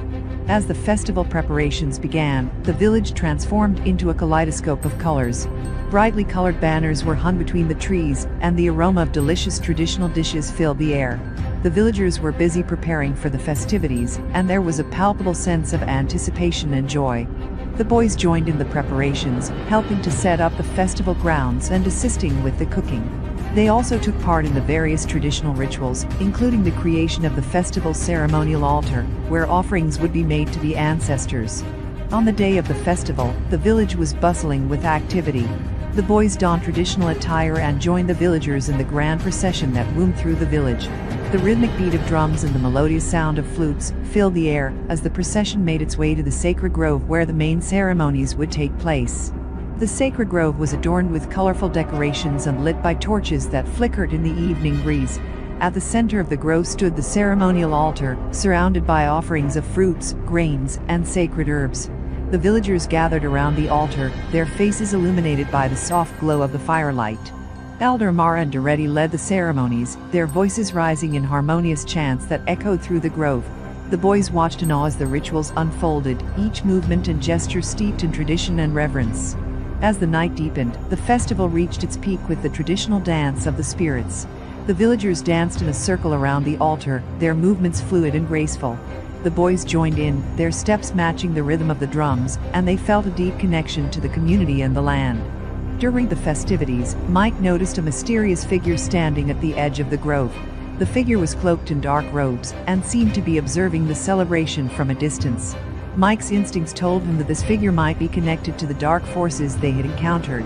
He decided to investigate and discreetly follow the figure as it moved away from the festival grounds. As he approached, he saw the figure slip into a hidden grove on the outskirts of the village. Mike signaled to Johnbull, Edeki, and Tunde, and they followed him, their curiosity piqued. In the hidden grove, the boys observed the cloaked figure performing a strange ritual. The figure drew symbols in the dirt and chanted incantations in a language they did not recognize. The boys could feel a sinister energy emanating from the ritual, and they knew that this was not a part of the festival's celebrations. Suddenly, the figure noticed their presence and turned toward them. The hood of the cloak fell back, revealing a face they did not recognize, a man with piercing eyes and a cold, calculating expression. "You should not have come here," the man said, his voice low and menacing.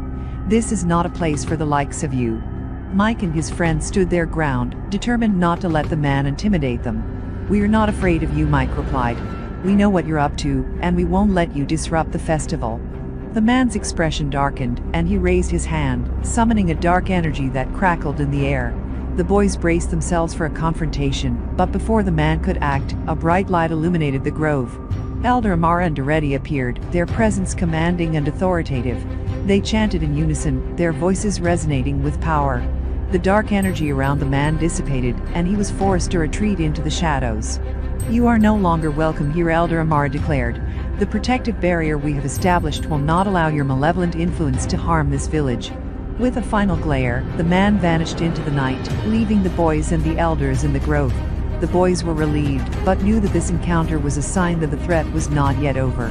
As the festival continued, the boys returned to the celebration, their minds racing with thoughts of the mysterious figure and the dark forces that still loomed. Despite the tension, they joined in the festivities with renewed determination, knowing that their village depended on them to protect it from the lurking dangers. The Edeki festival concluded with a spectacular display of fireworks, lighting up the night sky with brilliant colors. The villagers celebrated with joyous dances and heartfelt gratitude for the blessings they had received. Mike, Johnbull, Edeki, and Tunde stood together, their spirits lifted by the communal strength and unity they had witnessed. As the festival drew to a close, the boys knew that their journey was far from over. The dark forces were still out there, and they had to remain vigilant. With their bond strengthened and their resolve unwavering, they were ready to face whatever challenges lay ahead. Under the starlit sky, the boys made a silent promise to each other to protect their village, to seek the truth, and to confront the darkness with courage and unity. The night after the Aduhuman festival was quiet, but the events of the evening had left the boys restless. Mike, Johnbull, Edeki, and Tunde gathered at their usual meeting spot, a secluded clearing near the river, to discuss the unsettling encounter with the mysterious figure. The festival was amazing, but that man, he wasn't just a random troublemaker, Mike said, his voice tinged with concern. We need to find out who he is and what he wants. Johnbull nodded in agreement. The way he was performing that ritual, there was something ancient and powerful about it. We need to learn more about these dark forces. Edeki, who had been unusually quiet, finally spoke up. I have a feeling that the answers we seek might be hidden in the old legends and myths of our village. I heard my grandmother mention an ancient prophecy about a dark force that would threaten the land. Tunde's eyes widened with interest. A prophecy? That sounds like it could be important. Where can we find more information about it? Edeki thought for a moment before replying. There's an old library in the village, near the shrine. It's said to hold ancient texts and records. Maybe we should start there. The boys agreed that visiting the library was a good idea. Early the next morning, they made their way to the old library, a weathered building surrounded by overgrown vines and ancient trees. The library was rarely used, and its dusty interior was filled with old books, scrolls, and artifacts. Inside, they were greeted by an elderly librarian, a woman named Mama Jola, who had been a guardian of the library's secrets for many years. She was surprised to see them, but welcomed them with a warm smile. What brings you boys here? Mama Jola asked, her eyes twinkling with curiosity. We were looking for information about ancient prophecies and dark forces, Mike explained. We think it might help us understand the threats we are facing. Mama Jola's expression grew serious. You seek knowledge that is not often spoken of. The prophecies are hidden among the oldest texts. Follow me. She led them to a secluded corner of the library where the oldest books were kept. Dusting off a large leather-bound tome, Mama Jola carefully opened it and began to read. The text was written in an ancient script, but Mama Jola translated the key passages for them. The prophecy speaks of a time when darkness would rise from the depths of the earth, Mama Jola explained. It foretells of a powerful being who will seek to dominate the land and plunge it into chaos. The only way to counter this darkness is through unity and the strength of the land's ancient protectors. As she spoke, the boys listened intently. The description of the dark force matched the sinister energy they had felt from the mysterious figure. The prophecy also mentioned ancient protectors, beings of great power who could defend the land from evil. There is a way to awaken these protectors, Mama Jola continued. You must seek out the hidden artifacts of power. These artifacts are scattered across the land and are believed to be guarded by ancient spirits. Only by uniting these artifacts can you strengthen the protective barrier and counter the darkness. The boys were both relieved and troubled by the revelation. They knew their journey had just begun, and they would need to find these artifacts and learn more about the ancient protectors. Before leaving, Mama Jola gave them a small, ornate box. This contains a map that might guide you to the first artifact. Use it wisely and stay vigilant. With the map in hand, the boys set out on their new quest. They knew that finding the artifacts would not be easy, and that they would face many challenges along the way. But they were determined to protect their village and uncover the truth behind the prophecy. As they left the library, the boys felt a renewed sense of purpose. They knew that their journey would test their courage and their friendship, but they were ready to face whatever lay ahead. Their first destination was marked on the map, a hidden cave deep in the forest, rumored to be the resting place of the first artifact. With the map as their guide, they ventured into the dense forest, their hearts filled with anticipation and resolve. The forest was thick and dark, with twisted trees and tangled vines that seemed to close in on them. The boys pressed on, following the map's directions. After hours of navigating through the dense foliage, they finally arrived at the entrance of the cave. The cave was eerie and silent, its entrance shrouded in shadows. The boys exchanged nervous glances, but steeled themselves for what lay ahead. They took a deep breath and stepped into the darkness, determined to find the artifact and uncover the secrets of the prophecy. Inside the cave, they encountered a series of trials and challenges that tested their courage, intelligence, and teamwork. They navigated through narrow passages, solved ancient puzzles, and faced mystical guardians that protected the artifact. Finally, after what seemed like an eternity, they reached the heart of the cave. There, on a pedestal surrounded by an aura of ancient magic, lay the artifact, a glowing amulet inscribed with powerful symbols. As Mike reached for the amulet, a voice echoed through the cave. "You have proven yourselves worthy. The artifact is now in your hands. Use its power wisely." With the amulet in hand, the boys made their way out of the cave, their spirits high and their determination renewed. They knew that this was just the beginning of their journey, but they were ready to face whatever challenges awaited them. As they emerged from the forest and looked back at the cave, they felt a sense of accomplishment and hope. The first artifact was a sign that they were on the right path, and they were one step closer to fulfilling the prophecy and protecting their village from the looming darkness. The boys returned to the village with the amulet safely tucked away in Edeki's backpack. The forest had grown darker as dusk approached, and the air felt charged with a strange energy. As they neared the village, they couldn't help but feel the weight of their discovery. They knew they needed to understand the amulet's powers and how to use it to protect their home. That evening, they gathered at Mike's house. The room was lit by a single lamp, casting long shadows on the walls. They carefully unpacked the amulet and placed it on the table. Its soft pulsating glow seemed to fill the room with a warm light. "What do you think it does?" Johnbull asked, eyes fixed on the amulet.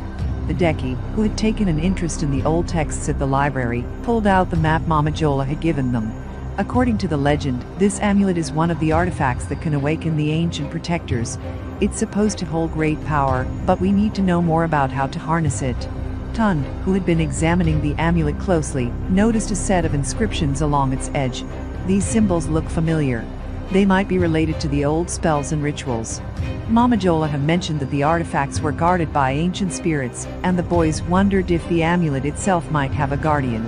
They decided to consult with Mary, the village seer who had a reputation for understanding the mystical forces in their world.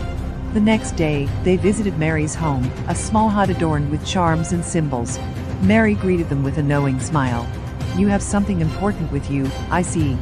The boys explained their journey and showed her the amulet. Mary's eyes widened as she examined it. "This is a powerful artifact.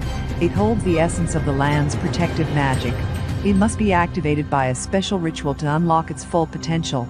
Mary began to prepare for the ritual. She gathered herbs, candles, and ancient texts. The boys watched in awe as she performed a series of chants and incantations. The room filled with a soft golden light as Mary's magic intertwined with the amulet's energy.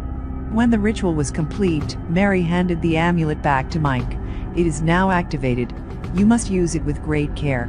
It can amplify your strength and protect you from dark forces, but it also requires you to be united and strong in spirit." The boys thanked Mary and left her home with a renewed sense of purpose. As they walked through the village, they noticed that the amulet seemed to pulse with a stronger energy, as if it was responding to their presence. Their next challenge was to seek out the remaining artifacts. The map led them to various locations across the land, each more daunting than the last. They journeyed to ancient ruins, deep caves, and sacred groves, facing numerous trials and challenges. At each location, they encountered mystical guardians and solved ancient puzzles. The artifacts they collected were diverse: a staff of power, a shield of protection, and a tome of wisdom. Each artifact was a piece of the puzzle that would help them in their quest to protect their village from the encroaching darkness. As they gathered the artifacts, they began to notice changes in their own abilities. They felt stronger, more alert, and more connected to the land's energy. The amulet, in particular, seemed to resonate with the other artifacts, creating a powerful synergy. One evening, as they prepared for their next journey, they received unexpected news. There had been sightings of dark creatures near the village, creatures that matched the description of the beings from the prophecy. The boys knew that their time was running short. Determined to protect their home, they decided to use the artifact's power to fortify the village's defenses.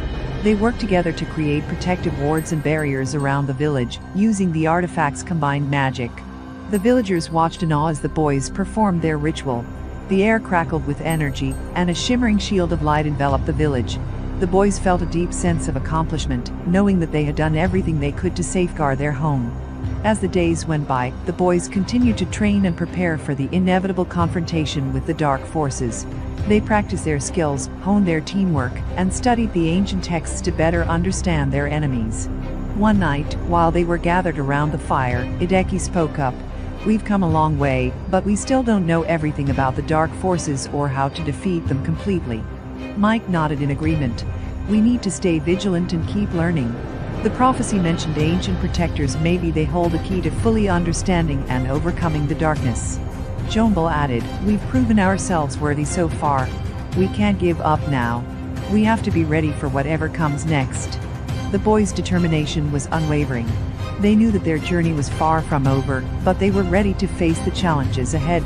With the power of the artifacts and the strength of their friendship, they were prepared to confront the darkness and protect their village. As they looked out over the village, bathed in the protective glow of their magic, they felt a deep sense of hope and unity. The path ahead was uncertain, but they were ready to face it together, knowing that their courage and resolve would guide them through whatever trials lay ahead. The village had settled into a tentative peace, shielded by the protective wards the boys had set up. The artifact's power was a comforting presence, though they all remained on edge, knowing that the dark forces were still a threat. One evening, a chilling wind swept through the village. The protective shield flickered, and a strange silence fell over the land. The boys, sensing something was amiss, gathered in Mike's house, where they reviewed the latest reports of dark creatures spotted around the village. "I don't like this," Tunde said, his brow furrowed. "The shields never flickered like that before. It could mean something is testing our defenses." Suddenly, a loud, eerie howl pierced the night. The villagers scrambled in fear as dark shapes began to emerge from the forest's edge. The boys quickly realized that the creatures they had been preparing for were now attacking. With no time to lose, Mike, Johnbull, Edeki, and Tunde sprang into action. They grabbed the artifacts and raced to the village's outer defenses. The darkness swirled around them as the creatures, shadowy and menacing, advanced towards the village. Mike raised the staff of power and chanted an incantation.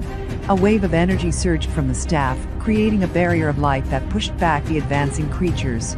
"Hold the line," he shouted. Johnbull and Tunde wielded the shield of protection, blocking attacks and deflecting dark magic that the creatures hurled at them. The shield absorbed the dark energy, its surface glowing brightly with every impact. "We've got to keep them back," Johnbull yelled, sweat dripping from his forehead. Edeki opened the Tome of Wisdom and began reciting spells that weakened the creatures. The ancient text glowed as he spoke, and the dark shapes wavered and shrank under the power of his magic. "We need to focus on their leader," he called out. Amid the chaos, a larger, more formidable creature emerged from the forest. It was cloaked in darkness, with glowing red eyes that scanned the village with malicious intent. The boys recognized it as a creature from the prophecy, a powerful entity that could command the lesser beings. The boys realized that they needed to confront this leader directly. They regrouped and strategized. With the artifacts in hand, they prepared for a coordinated attack. The Staff of Power, the Shield of Protection, and the Tome of Wisdom would work together as the leader creature approached the barrier, it unleashed a wave of dark energy. The boys braced themselves. Mike raised the staff and focused its power, while Johnbull and Tunde held the shield firm. Edeki readied a powerful spell from the tome.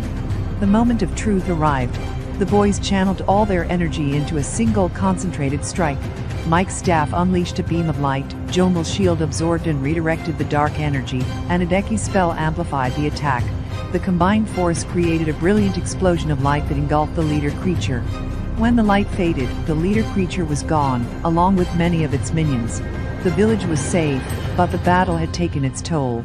The boys were exhausted, and the villagers, though relieved, were shaken by the encounter. The boys gathered around the village square, where Mary and Mama Jola approached them with grave expressions. "You did well," Mary said, her voice full of respect. "But this is only the beginning. The dark forces are growing stronger. They will come at you with more intensity." Mama Jola nodded in agreement. "The prophecy speaks of a final confrontation. You must be prepared for what lies ahead. The artifacts will aid you, but you must also strengthen your bond and resolve." The boys took their words to heart. They knew that the battle was far from over. They needed to train harder, deepen their understanding of the artifacts, and stay vigilant. In the days that followed, the boys worked tirelessly to reinforce the village's defenses. They practiced their skills, studied the ancient texts, and sought out additional knowledge about the dark forces.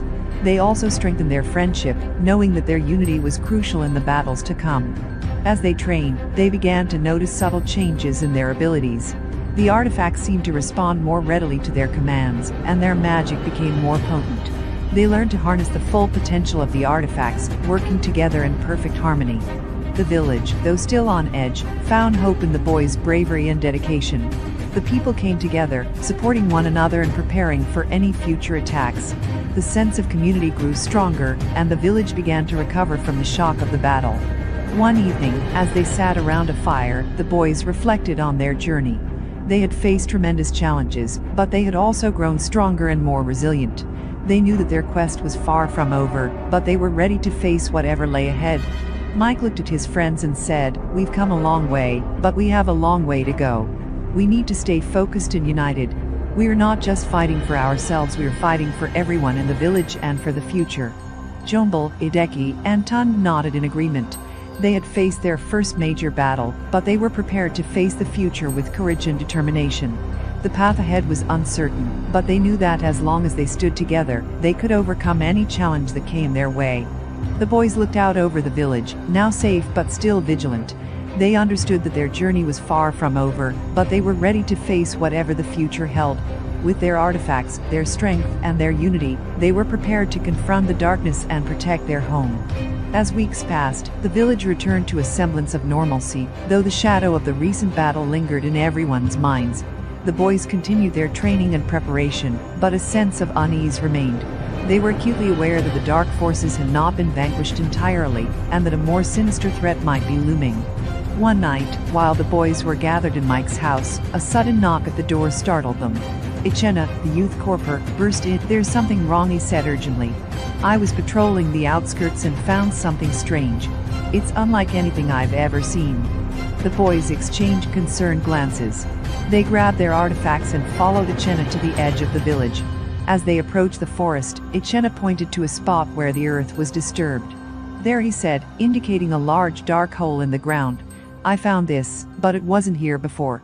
It's as if something was buried here and has recently been disturbed." Mike examined the hole and noticed faint traces of dark magic. "This isn't a natural occurrence," he said, his voice filled with concern. "Something or someone has been here." The boys carefully inspected the area around the hole. Edeki opened the Tome of Wisdom and began to read a passage that might shed light on the disturbance. As he read, the tome's pages glowed with an eerie light, revealing ancient symbols and warnings. "This could be a hidden lair," Edeki said. "An underground base or a hidden chamber that's been disturbed. If that's the case, it could be a stronghold for the dark forces." Johnbull frowned. "If they've set up a base here, it means they're planning something big. We need to find out what's going on before it's too late." The boys decided to investigate further. They descended into the hole with the artifacts, using the Staff of Power to illuminate their path. The tunnel was narrow and winding, and the air grew colder as they went deeper. After what felt like hours, they reached a large chamber. The walls were adorned with ancient dark runes, and in the center of the chamber was a large ornate altar. Strange symbols were etched into the altar, and a dark aura emanated from it. "This place feels wrong," Tunde said, his voice barely above a whisper. "There's a powerful dark energy here." Mike approached the altar and examined the runes. "These symbols are related to a dark ritual," he said. "It looks like they were preparing to summon something." Suddenly, a deep guttural laugh echoed through the chamber.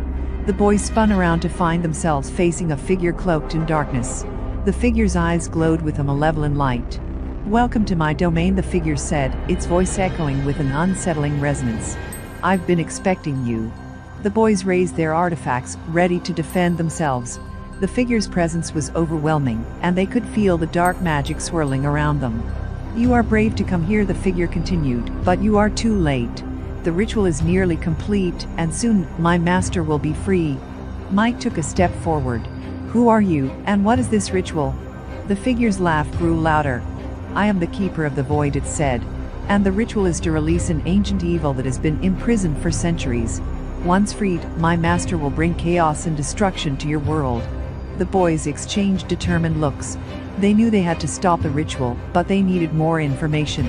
Edeki quickly flipped through the tome, searching for any spells or knowledge that could help them counter the dark ritual. As the Keeper of the Void began chanting an incantation, the altar's dark aura intensified. The boys could feel the power of the ritual growing stronger. They had little time to act. With a burst of energy, Mike raised the Staff of Power and aimed it at the altar. The staff's light clashed with the dark magic, creating a fierce struggle between light and darkness. Johnbull and Tunde used the Shield of Protection to block any stray dark energy, while Edeki chanted a counter-spell from the tome. The chamber shook as the forces of light and darkness battled. The boys fought with all their might, their unity and determination pushing them to the limit. The Keeper of the Void tried to maintain control, but the combined power of the artifacts was overwhelming. Finally, with a blinding flash of light, the dark energy was dispelled, and the ritual was interrupted. The Keeper of the Void let out a cry of rage and vanished into the shadows, leaving the chamber in silence. The boys were left panting and exhausted, but the immediate threat was over. They examined the altar and the chamber, ensuring that the dark forces had been driven back for now. As they emerged from the underground chamber, the first light of dawn was breaking. The village was safe, but the boys knew that the boys returned to the village, where the villagers greeted them with relief and gratitude. Mary and Mama Jola approached, their faces reflecting the seriousness of the situation. "You've done well," Mary said. "But this is only a glimpse of the true threat. There are darker forces at play, and they will not rest until their master is freed." Mama Jola nodded. "The Keeper of the Void is a powerful enemy, but there are others who will seek to continue the ritual. You must be vigilant and continue your preparations. The final confrontation is approaching." The boys understood the gravity of their mission. They had faced their first major threat, but they were ready for the challenges ahead. With their artifacts and their unwavering resolve, they would protect their village and confront the darkness that threatened their world. As they looked out over the village, they knew that their journey was far from over. The battles ahead would be fierce and dangerous, but they were determined to see it through. For the sake of their village and their future, they would fight with all their strength and courage. The village returned to its routine, but the recent encounter with the Keeper of the Void left an indelible mark on the boys. Despite the calm, their minds were preoccupied with the knowledge that a greater evil was looming on the horizon. They knew they had to prepare for the challenges ahead and uncover any hidden secrets that might help them in their fight. One afternoon, as the sun dipped low in the sky, Mary approached Mike with a serious expression. She held an ancient-looking scroll, its edges frayed and its surface covered in intricate symbols. "I found this in the old library," Mary said. "It's a document that dates back to the time of the ancient gods. It might hold clues about the dark forces we're facing." Mike carefully unrolled the scroll, revealing faded script and strange symbols. Edeki and Tunde joined them, peering over the scroll's surface. "This looks like it's written in a very old dialect," Edeki noted. "We'll need to decipher it to understand its contents." Mary nodded. "I've seen similar symbols in the ancient texts, but this one seems to be a key to something much larger. I'll need some time to translate it." The boys returned to their training and village duties, but their thoughts frequently drifted to the scroll and the secrets it might reveal. They knew that understanding the ancient text could be crucial in their fight against the dark forces. A few days later, Mary called them to her hut. The scroll had been meticulously translated, and Mary presented the boys with her findings.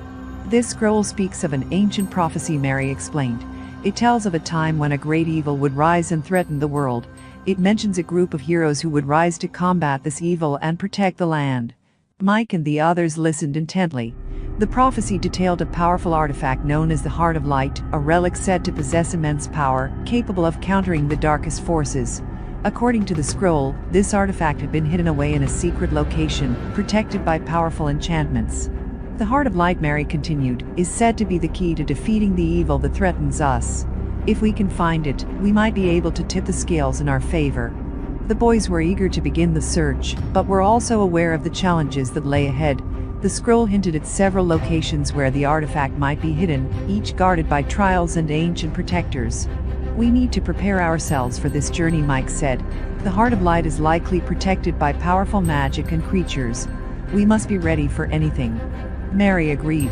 "I'll assist you in preparing for the trials. We'll need to gather supplies and strengthen our artifacts. This quest will be perilous, but it is essential for our success." The boys spent the next few days preparing for their quest. They consulted with Mama Jola and other village elders to gather any additional knowledge and artifacts that might aid them. They also conducted rituals to strengthen their own powers and ensure their readiness. As the day of departure approached, the village held a small ceremony to honor the boys and wish them well on their quest. The villagers offered their prayers and blessings, and Mike's grandmother, Iyor, gave them a final piece of advice. "Remember," Iyor said, "the journey will test not just your strength, but your unity and resolve. Trust in each other and in the light within you. That is what will guide you through the darkness." With their hearts filled with determination and hope, the boys set out on their quest to find the Heart of Light. They followed the clues from the scroll, venturing into unknown territories and ancient ruins. Each step brought them closer to the artifact, but also deeper into danger. Their journey took them through dense forests, treacherous mountains, and forgotten temples. They faced numerous trials, including puzzles, traps, and encounters with mythical creatures. Each challenge tested their skills, courage, and teamwork. One particularly harrowing trial involved a labyrinth guarded by a fearsome creature known as the Stone Guardian. The labyrinth was filled with shifting walls and hidden dangers, and the Stone Guardian's presence was formidable. The boys relied on their artifacts and each other to navigate the labyrinth. Edeki's knowledge of ancient texts proved invaluable, as he deciphered clues and guided them through the maze. Johnbull's shield of protection safeguarded them from the Guardian's attacks, while Tunde's agility and Mike's staff of power helped them overcome obstacles. After a grueling battle with the Stone Guardian, the boys finally reached the heart of the labyrinth. There, in a hidden chamber, they found a pedestal with an ornate box. The box was adorned with ancient runes and symbols, and it emanated a soft golden light. "This must be it," Mike said, his voice filled with awe. "The Heart of Light." Edeki carefully opened the box, revealing a radiant crystal. The Heart of Light glowed with an intense pure light that seemed to fill the chamber with warmth and hope. The boys felt a surge of relief and triumph. They had succeeded in their quest, but they knew their journey was far from over. The Heart of Light was a powerful tool, but the dark forces were still out there, and they had to be ready for the final confrontation. As they made their way back to the village, they couldn't help but feel a renewed sense of purpose. With the Heart of Light in their possession, they were one step closer to defeating the darkness and protecting their world. They were prepared to face whatever challenges lay ahead, knowing that their strength, unity, and courage would guide them through the trials to come. The return to the village was met with great celebration. The villagers were overjoyed to see the boys back, especially with the Heart of Light in their possession. The artifact was placed in the village's sacred temple, where it could be protected and studied. Mary and the village elders began to examine its powers and how it could be used to combat the dark forces. As the days passed, the boys resumed their normal activities, but the sense of impending danger never left them. Rumors of dark omens and unsettling occurrences began to circulate, and the village was abuzz with anxiety. Strange events, such as animals acting erratically and unnatural storms, hinted that the dark forces were mobilizing. One evening, as the sun set behind the mountains, a shadowy figure appeared at the edge of the village. The figure was cloaked in darkness, with glowing red eyes that pierced through the night. The villagers were terrified, and the boys quickly gathered to investigate. The figure revealed itself to be a dark sorcerer, a minion of the malevolent force they had been fighting. His voice was a chilling whisper as he spoke. "The Heart of Light will not save you," the sorcerer said. "The dark forces are gathering, and soon, this world will be consumed by shadows. You have merely delayed the inevitable." The boys prepared to confront the sorcerer, but he vanished into the night before they could act. His warning was a stark reminder of the urgency of their mission. They needed to act quickly to protect their village and the world from the encroaching darkness. The next day, Mary and the elders called an emergency meeting. They discussed the sorcerer's appearance and the possible threats that lay ahead. The Heart of Light's power was significant, but it would require proper harnessing to be effective. "We must strengthen our defenses and prepare for a possible attack," Mary said. "We need to reinforce the village's wards and gather allies. The darkness is not something we can face alone." The boys volunteered to help in any way they could. They began to work on strengthening the village's magical defenses and training the villagers in basic combat skills. They also reached out to neighboring villages and allies, seeking support and sharing the news of the impending danger. As they worked, the boys grew closer, their bond strengthening with each passing day. They shared stories of their journey and their hopes for the future. Despite the looming threat, they found solace in their friendship and their shared purpose. One night, while the boys were on patrol, they heard strange noises coming from the edge of the village. They approached cautiously and discovered a group of shadowy figures attempting to breach the village's defenses. The figures were twisted and malevolent, and their presence filled the air with an oppressive darkness. A fierce battle ensued. The boys fought valiantly, using their skills and the Heart of Light to push back the invaders. Edeki's knowledge of ancient spells proved invaluable as he cast protective wards and offensive magic. Johnbull's shield deflected attacks, while Tunde's speed and agility allowed him to strike swiftly. Mike wielded his staff with precision, channeling the Heart of Light's power to repel the darkness. After a grueling fight, the boys managed to drive the shadowy figures away. The village was safe for now, but the encounter was a grim reminder of the strength of the forces they faced. In the aftermath of the battle, the village was filled with a mixture of relief and apprehension. The boys and the villagers regrouped and assessed the damage. The Heart of Light had proven its worth, but the dark forces were relentless and growing stronger. The elders gathered once more to discuss their next steps. They decided to hold a grand council, inviting representatives from all the allied villages and key figures in the region. The goal was to forge a united front against the darkness and devise a comprehensive plan to protect their world. As the council preparations began, the boys took some time to reflect on their journey. They had come a long way from their humble beginnings, and their experiences had forged them into strong and capable warriors. They knew that the final confrontation with the dark forces was imminent, and they were ready to face whatever challenges lay ahead. The gathering storm was a reminder of the trials they had faced, and the ones still to come. But with the Heart of Light and the strength of their unity, the boys were determined to stand against the encroaching darkness and protect their world. As they looked to the future, they found strength in their resolve and hope in their hearts. The battle against the darkness was far from over, but they were prepared to face it with courage and determination, knowing that the light within them would guide them through the shadows. The Grand Council was held under the vast canopy of the night sky, illuminated by the soft glow of lanterns and the distant twinkling of stars. The village square was filled with representatives from neighboring communities, each bringing their own unique skills and knowledge to the assembly. The atmosphere was a mixture of tension and hope, as the leaders discussed their strategies to confront the growing darkness.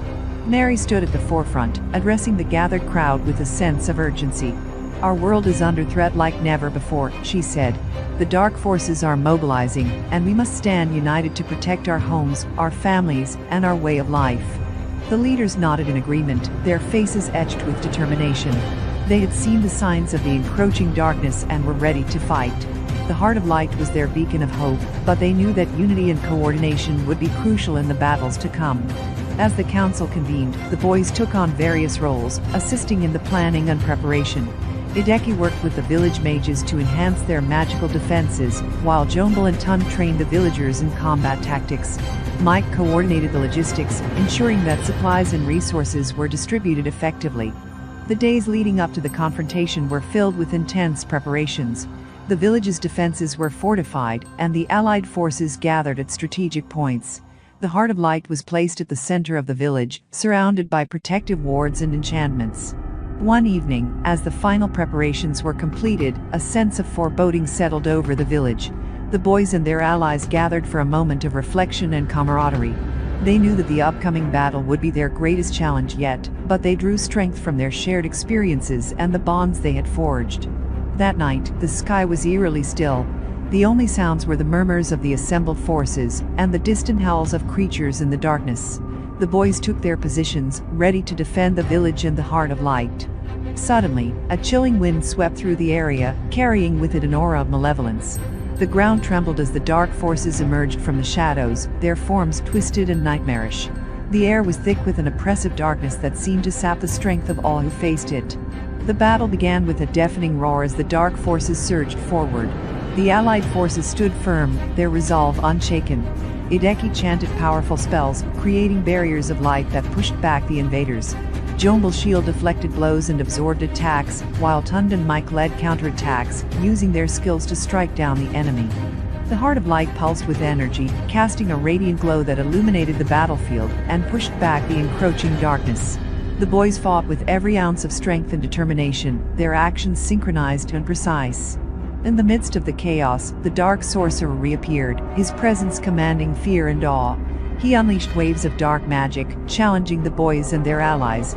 The sorcerer's power was formidable, but the boys stood their ground, their resolve unshaken. Mary, positioned near the Heart of Light, began a powerful incantation. Her voice was steady and clear as she channeled the artifact's energy, creating a protective shield that enveloped the village. The shield repelled the sorcerer's attacks and weakened the dark forces.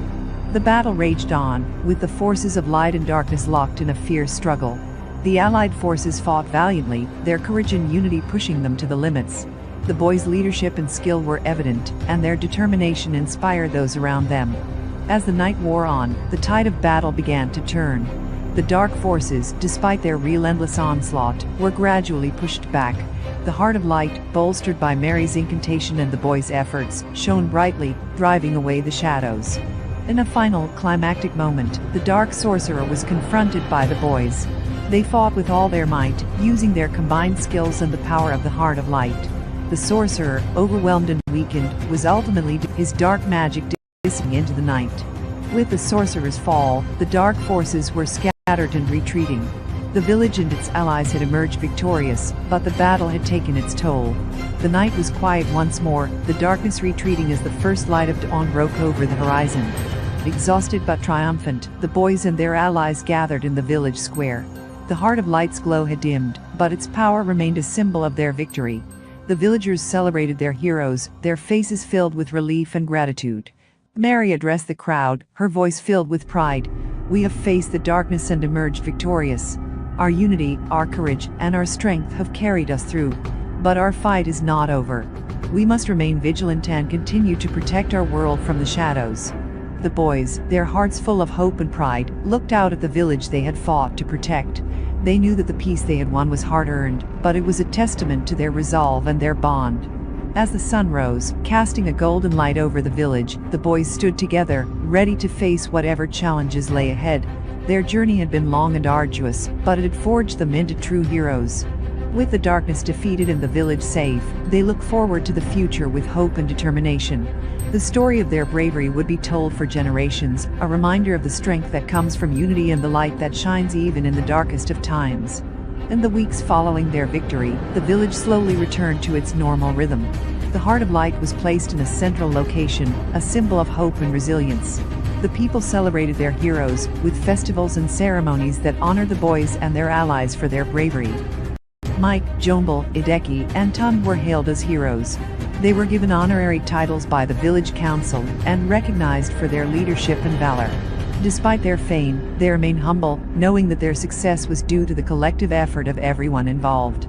Mary, who had been a central figure in the battle, continued a role as a guardian of the heart of light. She worked closely with the village leaders to ensure that the magical artifact was protected and its power used wisely. Her dedication to the village and its safety remained unwavering.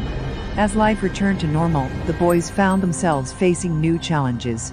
The village had suffered damage during the battle, and there was much work to be done in rebuilding and repairing. The boys took on various roles, using their skills to help restore the village to its former glory. Johnbull helped organize the reconstruction efforts, coordinating with artisans and builders to repair damaged structures. His strong leadership ensured that the work was done efficiently and effectively. Edeki, with his knowledge of magic, assisted in restoring the village's protective wards and enchantments. He worked alongside the mages, reinforcing the magical barriers and ensuring that the village remained safe from future threats. Tunde, with his expertise in combat and strategy, helped train the village's new defenders. He established a training program to ensure that the villagers were prepared to face any future challenges. His leadership and guidance were instrumental in strengthening the village's defenses. Mike, ever the organizer, took on the task of managing resources and logistics. He worked with the village council to allocate supplies, manage repairs, and ensure that the community's needs were met. His organizational skills and dedication were crucial in the recovery process. As the village rebuilt, the boys continued their studies and training, eager to expand their knowledge and skills. They knew that their experiences had shaped them into capable leaders, and they were committed to using their abilities to protect their home and its people.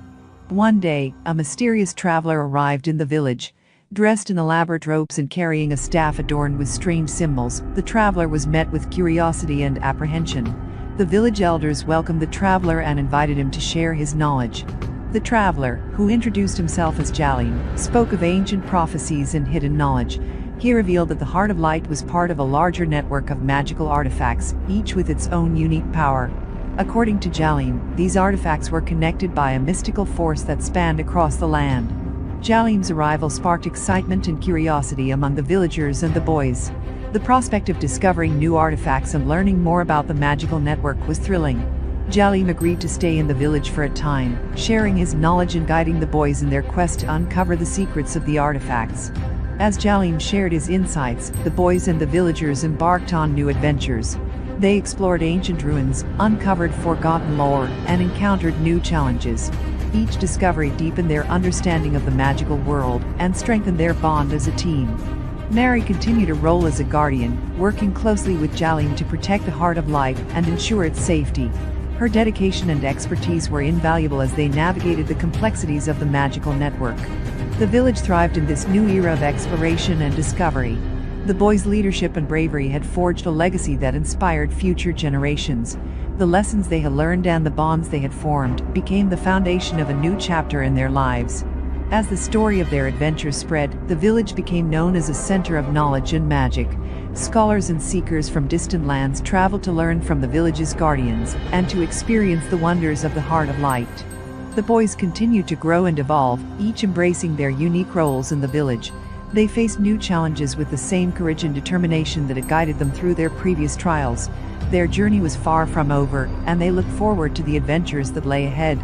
In the quiet moments of reflection, the boys often gathered together, reminiscing about their journey and the bonds they had formed. They knew that their story was just beginning, and that the future held endless possibilities. With each new dawn, the village stood as a beacon of hope and resilience, a testament to the strength and unity of its people. The boys, now seasoned leaders and heroes, faced the future with anticipation, ready to continue their journey and protect their world from the shadows that might arise. And so, the village thrived, the Heart of Light shone brightly, and the adventures of the boys continued, their legacy woven into the fabric of their world, a story of courage, unity, and the enduring power of hope. As the days turned into months, the village grew accustomed to its new role as a center of magical knowledge. The arrival of Jaline had sparked a new era of exploration and discovery. The boys, now seasoned leaders, had embraced their roles in guiding the village and expanding their understanding of the mystical artifacts.